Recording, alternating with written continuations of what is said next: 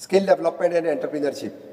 सभापती महोदय, skill development end entrepreneurship खात्याक 103 कोटी रुपया राखून दवरल्यात।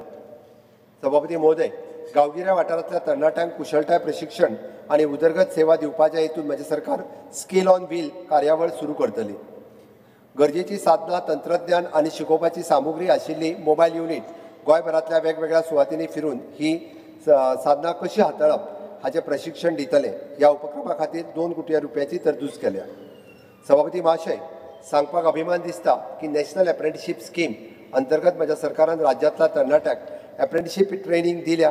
सध्या 4000 अप्रेंटिसशीप सरकारी क्षेत्रांनी आणि 7000 अप्रेंटिसशीप खाजगी क्षेत्रांनी अशें मेळून 11000 अप्रेंटिसशीप कार्यरत आसात।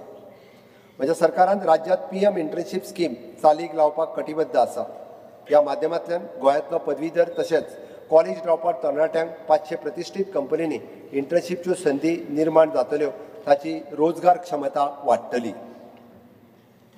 तरणाट्यांचे स्किलिंग, रिस्किलिंग, अपस्किलिंग जावचे ह्या हेतून मुख्यमंत्री कौशल्य पथ योजना खाला 2 कोटी रुपयाची तजवीज केल्या।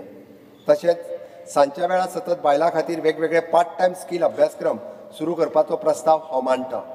गोंयच्या तरणाट्यांनी हॉस्पिटॅलिटी अँड टुरिझम क्षेत्रांत रोजगार क्षमता वाडपाच्या नदरेन म्हजे सरकार ह्या क्षेत्रा खातीर नवे कौशल्य आधारीत कोर्स सुरू करतले। अंदाजे 8 कोटी रुपया खर्चून काणकोणांत जावपी ITIचे नव्या इमारतीचे काम जून 2025 पर्यंत पुराय जावपाची शक्यता आसा। सभापती महोदय, टाटा टेक्नॉलॉजी लिमिटेडच्या सेंटर ऑफ एक्सलन्सा खाला दिवचल, म्हापसा, फार्मागुडी, वास्को आणि काकोड्या ही 5 सरकारी ITI केंद्रां सेंटर ऑफ एक्सलन्स म्हणून अपग्रेड करतले। ह्या केंद्रांनी नव्या युगांतल्या गरजेचे आशिल्ले वेगवेगळे अभ्यासक्रम जसे internet of things, 3D printing, electrical vehicles आदी हांचो आस्पाव जातलो।